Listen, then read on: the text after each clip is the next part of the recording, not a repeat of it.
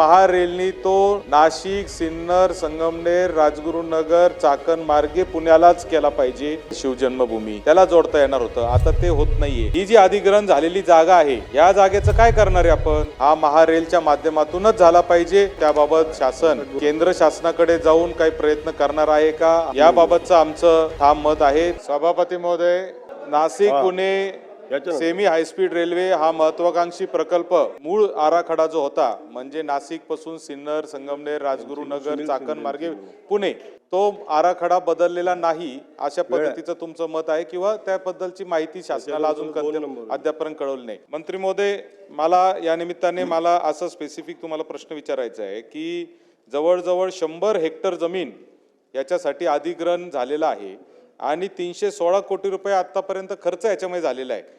आता जर तो ट्रॅक बदलणार असाल, आपण अलाइनमेंट बदलणार असाल, ते जर आपण शिर्डी अहिल्यानगर मार्गे पुण्याला नेणार असाल, तर ही जी अधिग्रहण झालेली जागा आहे, या जागेचं काय करणार आहे आपण? ही शेतकऱ्यांच्या सातबाऱ्यावर त्याचा बोजा आहे. शेतकऱ्यांना आपण पैसे दिलेले आहेत, शेतकऱ्यांकडून ती जागा परत घेणार आहेत का? शेतकरी ते पैसे परत देऊ शकणार आहेत का? मग त्या जागेचा उपयोग ना शेतकऱ्यांना आहे ना सरकारला आहे.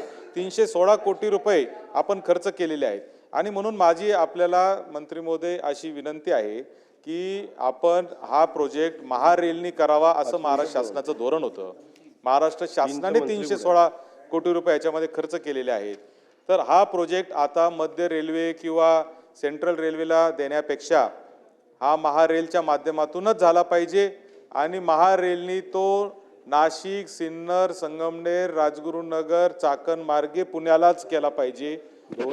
याबाबतचं आमचं ठाम मत आहे. त्याबाबत शासन केंद्र शासनाकडे जाऊन काही प्रयत्न करणार आहे का, हा माझा पहिला प्रश्न आहे. दुसरा माझा प्रश्न असा आहे की याच्यामध्ये हा जो मूळ आराखडा होता, त्याच्यात आपण अनेक गोष्टी डोळ्यासमोर ठेवल्या होत्या, जसे की छत्रपती शिवाजी महाराजांचं जन्मस्थळ असलेलं जुन्नर आहे शिवजन्मभूमी, त्याला जोडता येणार होतं. आता ते होत नाहीये. तर त्याबाबत शासनाचं धोरण काय असणार आहे, हा दुसरा प्रश्न. आणि ही जी शेतकऱ्यांची जमीन अधिग्रहित झालेली आहे, या जमिनीचं आता शासन काय करणार आहे? 316 कोटी रुपये देऊन तुम्ही लोकांच्या जमिनी घेतलेल्या आहेत आणि त्या लोकांनाही आता तिथं काही करता येत नाहीये. त्या जमिनीची खरेदी विक्री होणार नाहीये, ते शेतकरी पैसे परत देऊ शकणार नाही. तर आपण म्हणून हा मूळ आराखड्याप्रमाणेच करण्यासाठी काही प्रयत्न करणार आहात का, असे माझे स्पेसिफिक प्रश्न मंत्री महोदय आपल्याला या निमित्ताने आहेत. अध्यक्ष महोदय, निवेदन वाचलं नाही तरी चालेल, मी तुमच्या प्रश्नांना उत्तर देते फक्त. अध्यक्ष महोदय, ह्या प्रकल्पामध्ये जसं सदस्यांनी सांगितलं त्या पद्धतीने आपण जमीन भूसंपादित केली, कारण महारेल हा प्रकल्प करत होती आणि पहिल्यापासनं म्हणजे आपला आर्थिक सहभाग राज्य शासनाचा 50% त्याच्यामध्ये होता.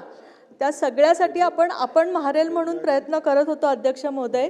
पण नंतर आत्ता रेल्वे मार्गाच्या आपल्या ह्या आराखड्यामुळे GMRTत व्यत्यय असल्यामुळे NCRAने प्रकल्पनाच्या आराखड्याला विरोध केला अध्यक्ष महोदय. आणि तो विरोध केल्यामुळे हा प्रकल्प महारेलकडून राबवण्यास दिलेली जी प्राथमिक मान्यता होती ती काढून घेत असल्याचं आपल्याला रेल्वे बोर्डाने 21/8/2025 रोजी कळवलंय. आता सदर प्रकल्प हा केंद्र शासनाचं रेल्वे बोर्डच राबवणार आहे. यासंबंधी आपण जे आपल्या ज्या ह्या सगळ्या मागण्या होत्या आणि आपण जी भूसंपादित केलेला आहे, तो सगळी लोकप्रतिनिधींची मागणी आपण केंद्राला म्हणजे शासनाकडे पण आलेली आहे आपल्या महारेलकडनं, आणि आपण शासन ती केंद्रालाही कळवण्यात येईल.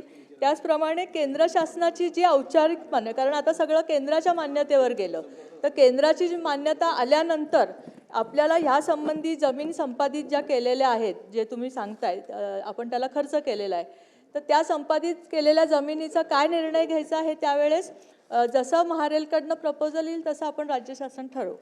माझा एवढाच मुद्दा आहे की आता महारेलकडून रद्द करून हा प्रोजेक्ट सेंट्रल रेल्वे किंवा सेंट्रल रेल्वेनीच करण्याचा निर्णय घेतलेला आहे, असं आपण उत्तरामध्ये सांगितलेलं आहे.